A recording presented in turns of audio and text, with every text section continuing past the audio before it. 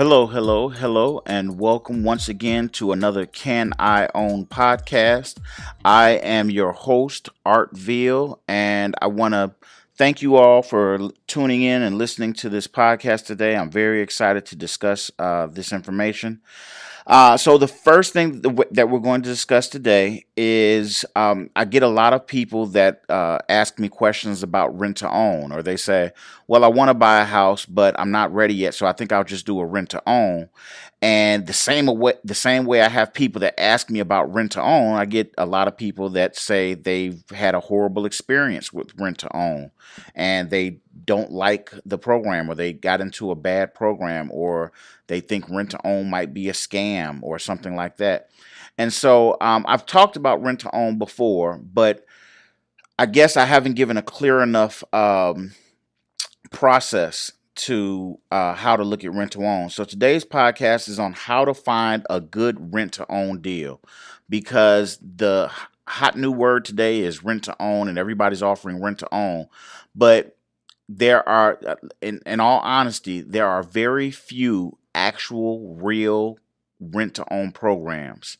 A lot of people like to say rent to own because it allows the landlords like to use it because they feel they get a better tenant with rent to own. They really don't have any intentions on selling the house. Some people, and I don't want to say all, I'm not stereotyping everyone, but some people that just use rent to own as a buzzword don't actually help people buy the home. So I'm going to show you some of the things you should look out for, some of the things you can do, some of the things that should be a red flag to you, and some questions that you can ask to make sure that you're finding a good rent to own deal. So the first place I want to start is where you should look for a good rent to own deal. Rent to own is all over the place, and if you Google rent to own homes or something like that, you'll find all kinds of companies that say they do rent to own, big companies, mom and pops, that kind of thing. The best place to look for a rent to own is to do two things. The first is look in the same places you would look for a rental. Don't go online and search rent to own homes. I mean, you can, but you're a lot of times you're getting into programs that offer some variation of rent to own, and they actually don't even have a home available right now. It's better to go to the same places you look on Craigslist, on some of the other rental listing websites. I won't mention any specific here, but search some of those sites, and you can look through the homes, and a lot of them will say rent to own or rent to own available. Now, just because they say rent to own available does not mean they're a rent to own. That means the person might be open to it. And a lot of times these are mom and pop landlords that don't really know all the steps to rent to own. So it helps for you to be informed. I'm a big advocate of the tenant or the person that's going to rent getting educated on their own, so that they don't leave all the tough stuff or the difficult decisions or the complicated parts. And it's not all that complicated, but they leave the difficult stuff to the landlord and let the landlord tell them what it is, versus them being educated and being able to add input to the conversation and, kind of know what they're talking about. So that's the first way, is to go and look the same places you look, at when you're looking for any other rental. The second place that you can look is to go and look at actual rentals that don't say rent to own. And then when you talk to the landlord, if you like the place, ask if they would consider rent to own. And sometimes, they may say no, but you can ask and they might consider it. A lot of them will say no because they don't understand rent to own, or they don't know it. If you understand it after this video, after this podcast, if you understand it a little bit more, you can explain it to them, and you can even tell them that you'll get them some more information. And, you can leave a comment and ask a question, and I'll help you with some of the information you might want to share with them. But you can always ask, because rent to own is nothing more than an agreement between a landlord and a tenant. So any house that's available for rent theoretically can be a rent to own. So that's the other way. And I've had some clients that have had a lot of success with just asking landlords, and they ended up getting a rent to own and got a great deal. Even though it wasn't advertised as a rent to own. So, having said that, the next thing you want to do is you want to ask questions. If you talk to someone and they're offering a rent to own. Now, you don't want to do this so much if it's somebody who's not even offering a rent to own and you bring it to them. But if they're offering a rent to own, you want to ask some questions. This is a big investment for you. Buying a house, whether it's buying it outright, whether it's getting financing to buy it, or whether it's renting to own and then eventually owning the house, all of them are still big investments for you. So you need to ask questions. You need to feel comfortable. I always tell people there are no stupid questions. Um, you know, ask questions so that so that you're informed in your decision-making process. It's better than leaving it to chance.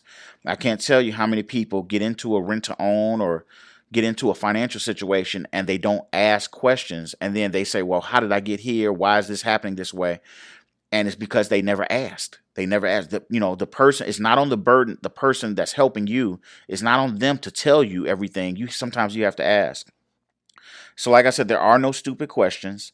A lot of times when you ask questions, you will kind of get a vibe for something that doesn't make sense or a person that doesn't know what they're talking about. If you get that vibe, either ask more questions to get clarification or chalk it up to this probably isn't a good deal, because if they can't clearly explain how they're going to do things to you, then they're probably not the one you want to go with to get into a good rent-to-own program. And this applies whether it's a company or an individual. It doesn't matter. There are some good rent-to-own programs that are companies. There are some good rent-to-own programs or agreements that you can set up with just an individual owner that is renting a house. So that doesn't make a difference. That's neither one of those, being a large company or being a smaller mom and pop kind of thing, guarantees a good deal. So you still have to ask questions. And like I said, you don't want any surprises. Now, the next thing is, what questions should you ask? What kind of questions should you ask when you call on a rent to own? Again, this is for someone who's already telling you that they're willing to do a rent to own. You don't want to ask these questions if you're trying to convince someone to do a rent to own. If that's the case, you kind of want to have an idea of what you're looking for and bring it to them and say, well, I would be looking for you to do this. I would be looking for this, and I would be willing to give you this, kind of thing. You want to make it more of a negotiation than ask questions. But if they're already telling you they have a rent-to-own program, one of the first questions you want to ask is, do you do anything to help me get qualified? If you are in a reasonable or a good rent-to-own program, most good rent-to-own programs will do something or have some kind of program to help you get qualified for financing. After all, if you were able to get qualified for financing on your own, you probably would have gotten financing by now, or you would have at least been in the process of getting qualified for financing. I teach, when we do at CanIOwn, we teach our clients to work to get themselves qualified and do all the steps, and they don't have to go through rent to own, or if they're in a rent to own, they make sure they can meet the obligation and buy the house. But you have to educate yourself. So ask if they do anything to help you get qualified. So that's a good sign if they say they're offering help. You also want to know, when is the price set? With rent to own, you might not buy the house for some time. Let's say it's going to take you 2 years to get qualified and buy the house, or they give you up to 2 years to buy the house. You want to know, is the price set today or is the price set at the end in 2 years? Because let's say you go into the house and you clean it up and you make it nice and it's lovely, and you've increased the value, or the value increases over time in the market. And then you go to the owner and they say, well, the price is now higher than it was when you first, were going to buy it. Then they've just basically taken your money.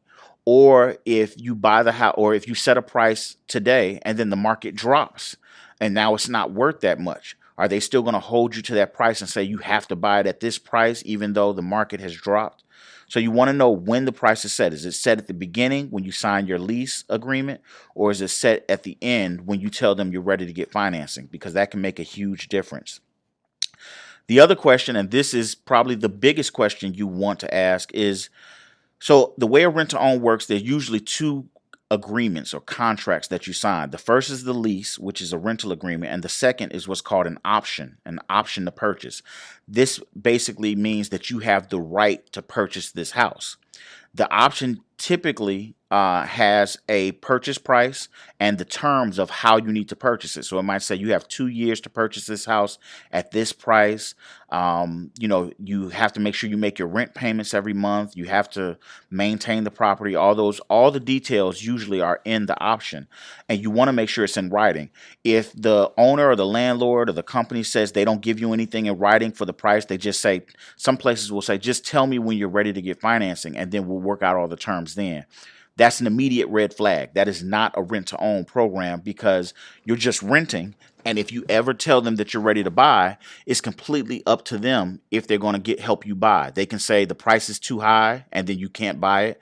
They can say, they don't want to sell it. They can do. That's not a true rent to own program. So you always want to ask, is this purchase or this option, which is usually what it is, in writing?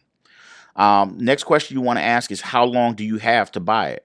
Some people will give you a year. Some people will say you have 6 months. Some people will say you have 2 years, 5 years. But you always want to ask, how long are they willing to give you to buy it? If my clients, I always tell them, whatever they say is fine.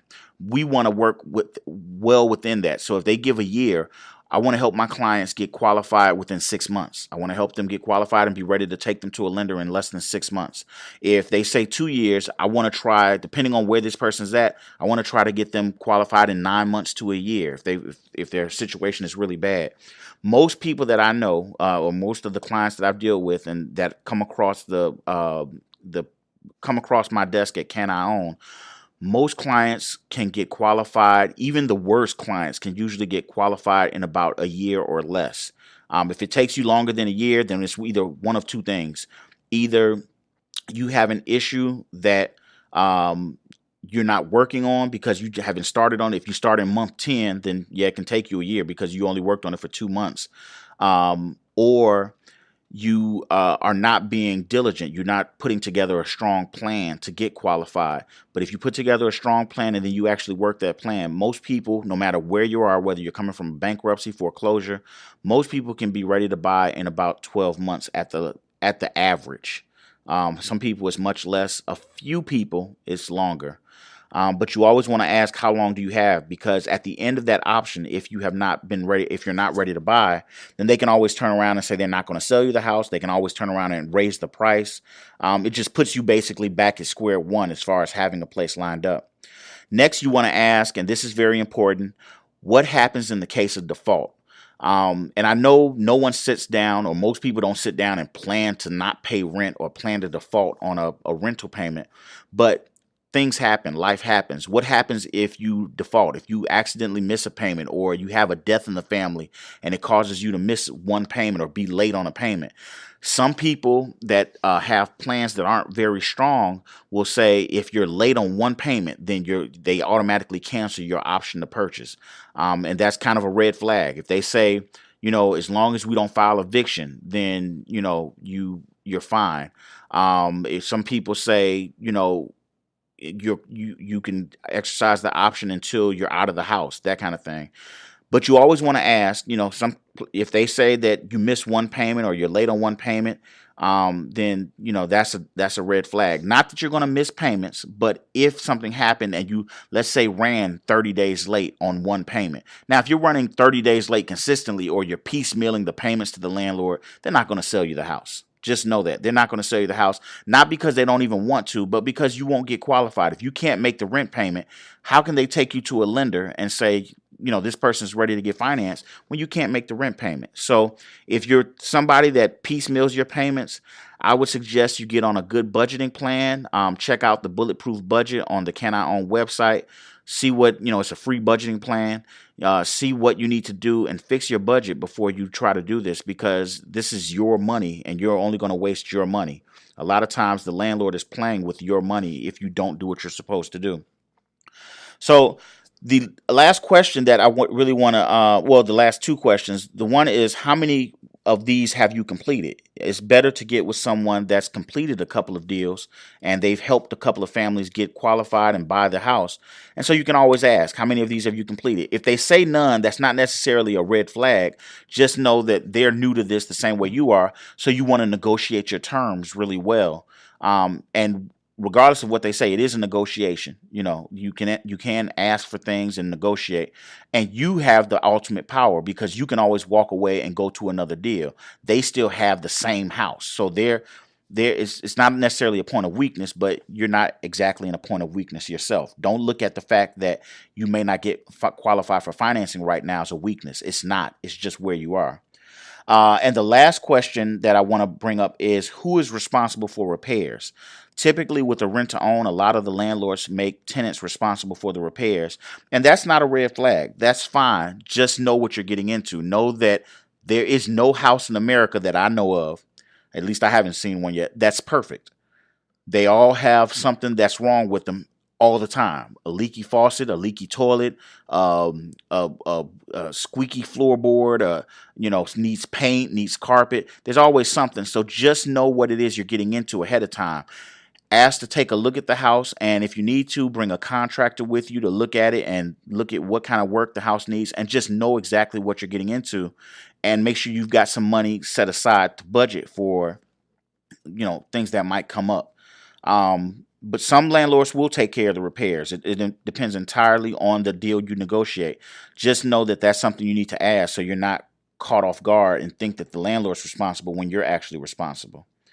Now, the last part that I want to touch on with this is you. What are you prepared to do?